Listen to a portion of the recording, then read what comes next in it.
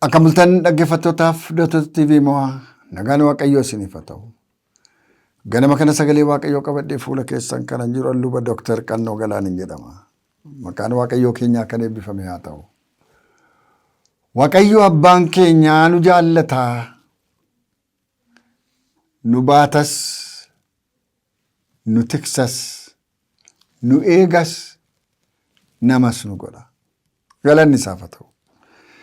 Mee sagalee Waaqayyoon dubbisaa macaafa ergamootaa boqonnaa 7 lakkoofsa 54-60 dubbisa. Isaan kana hundumaa yommuu dhagaan aarii guddaarraan kan ka'e isatti hin ciniinnatu turanii, Isxifaanos garuu hafuura qulqulluudhaan guutamee utuu ija irraan buqqifatiinis waaqa keessa ol ilaalee ulfina Waaqayyoo Yesuusiinis gara mirga Waaqayyoo dhaabatee arge. Kunoo ani bantiiwwan Waaqaa banamanii ilma namaas gara mirga Waaqayyoo dhaabatee nan arga jedhe. Isaan garuu gurra isaanii cuqqaallatanii guddisanii itti wacaniis ergaan takkaa itti fiigan. Mandara keessa daddarbachaa gadi baasanii dhagaadhaan rukutanii, warri dhugaa baatuunis uffata isaanii miila dargaggeessaa Saa'ol jedhamu tokko jala naqatanii turan. Utuma isaan dhagaadhaan isa rukutaa jiranii, Isxifaanos, Gooftaa Yesuus, hafuura koo fudhadhu jedheen kadhate. Jilbeenfatee sagalee guddaadhaan, yaa Gooftaa, cubbuu kana isaanitti lakkaa'iin jedhe iyyee kana jedhees kufee hin obbaafate. Haalleluuyaa. Kam das nama jedha kun. Haalleluuyaa. Namichi Isxifaanos jedhamu kuni nama wangeela Kiristoos dhugaa ba'udha.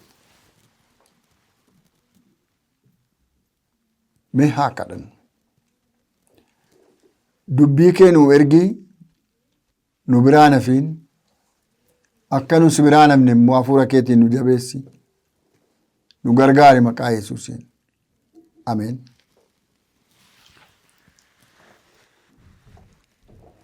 Yesuus Kiristoos isa fannifame lallabnaa jedha Phaawulos. Maqaa keenya lallabna miti, seenaa keenya lallabna miti, qomoo keenya lallabna miti, laga keenya lallabna miti.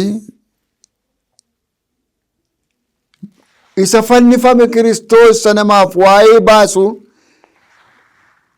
isa dhiigisaa nama hundumaa fayyisuu danda'u, nuyi isa lallabnaa jedha. Nuyi ergama kan biraa hin qabnu yookiis mishiinii biraa hin qabnu. Mishiiniin keenya Kiristoosin mul'isuudha jedha. Firoota koo, biyya lafaa kanarratti waan nuti goonu, sochii nuti sochoonu, tarkaanfiin keenya, gochi keenya Kiristoosin hin mul'isu yoo ta'e duwwaadha. Isin hafuura qulqulluudhaan mormitu, abboonni keessan raajota ajjeesaa turan, isin immoo Yesuus Kiristoosin fanniftanii ajjeeftanii, ammas immoo hafuura qulqulluudhaan mormitu. Isin jaratti boquu, gogaanana boquu, aqaaqamaanana maal dubbii Waaqayyootiin mormitu isin gara jabootana jedheetu. Gaaleessa wayitii namichi bakka humna guutuudhaan, hafuura guutuudhaan guutamee jira. Gaaleessa tokkodhaa fuudhetu otoo of hin qusatiin qarxabitti godhen. Jarri warra dhugaa baachuu dandeessu miti, warra dhugaa amanuu dandeessu miti, warra dhugaa fudhachuu dandeessu miti, warra of kuultu, warra of tuultu, warra sobdee of himtu, warra of agarsiiftu, warra ammasii gadi fooniin geggeessuudha sababii taateef jedhanii gurra cuqqaallatanii dhugaa baachuu dadhabee namni gaafa iyyuu nama dhiba. isaan dunuunfatanii asii gadi cillaafatanii akka nama booyyee ari'uutti itti dhagaa guuranii gurbaa tokkicha wangeela Kiristoos ayyaana Waaqayyootiin guutamee lallabu. Gaafa ijji isaanii diddiimatee hidhii cicciniinnatanii gaafa isaan dheekkamuudhaaf jedhani.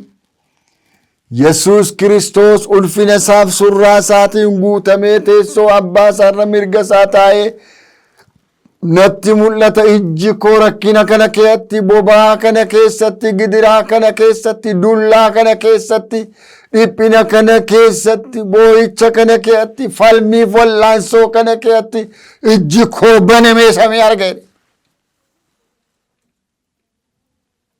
It was great. Hallelujah.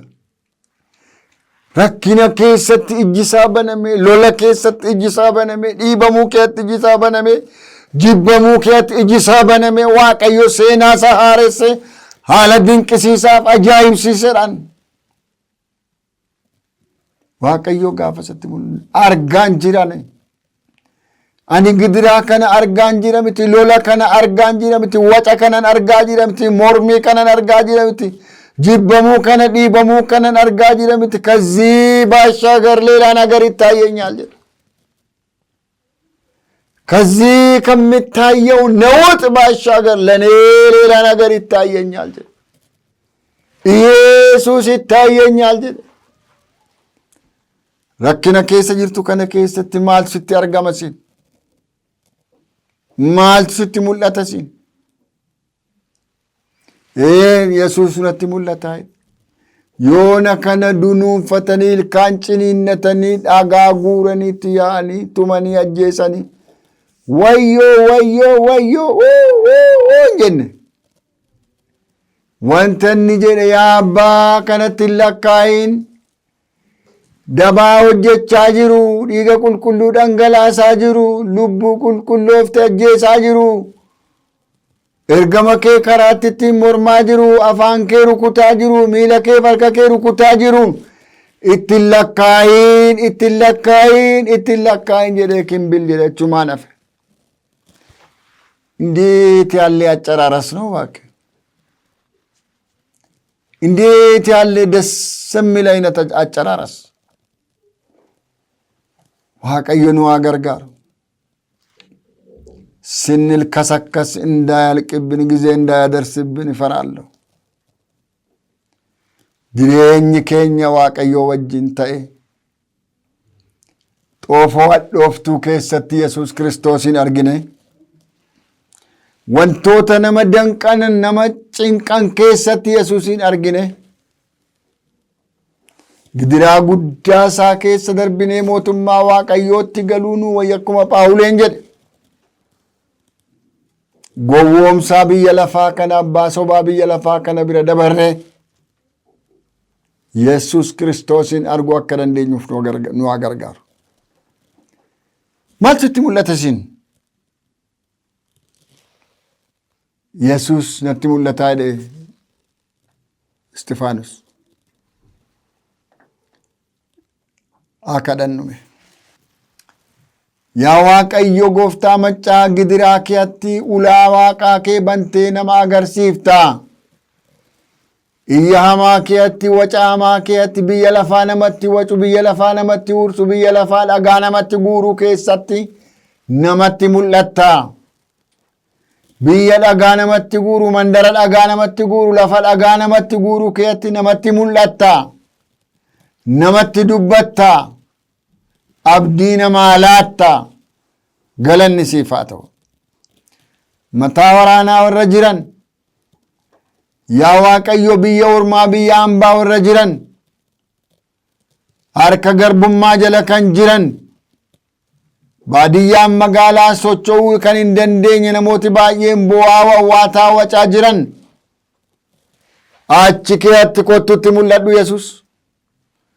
Gooftaa Isxifaanosiin lola hamaa keetti gidiraa keetti mul'atteetti mul'adhu. Maqaa Yesuus Kiristoosiin fayyanii haafani. Sireerraatti mul'adhu. Mana hidhaatti mul'adhu. Anoonan cabee anoonan badee warra jedhanitti mul'adhu. Anoonan kufee anoonan du'e warra jedhanitti mul'adhu. Saba kee ilaali.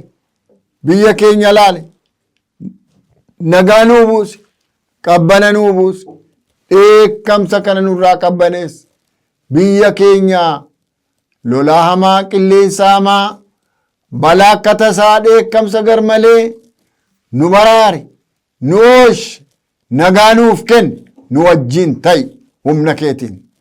Maqaa Yesus Kiristoos gooftaa keenyaa isa du'a mo'ee ka'e sanaan. Ameen. Garaa keessanii gara Waaqayyootti ol fudhaa, eebba Waaqayyoo fudhadhaa. Waaqayyo isin haa eebbisu, isin haa eegu. Waaqayyo fuula isaa isiniif haa ibsu, isinitti haa araaramu. Waaqayyo fuula isaa gara keessanitti haa deebisu, nagaa isaas guutummaan isiniif haa kennu. Maqaa Waaqayyo Abbaatti, kan Ilmaatti, kan Hafuura Qulqulluutti Waaqayyoon keenya tokko. Ameen. As istuudiyoo kana keessa na waliin kan jiru ogeessa kaameraa Barakat Asfa'uu, Waaqayyo isaa eebbisu jechaa yommuun xumuru gidiraa keetti hin mul'ataam Yesus. Guyyaa gaarii.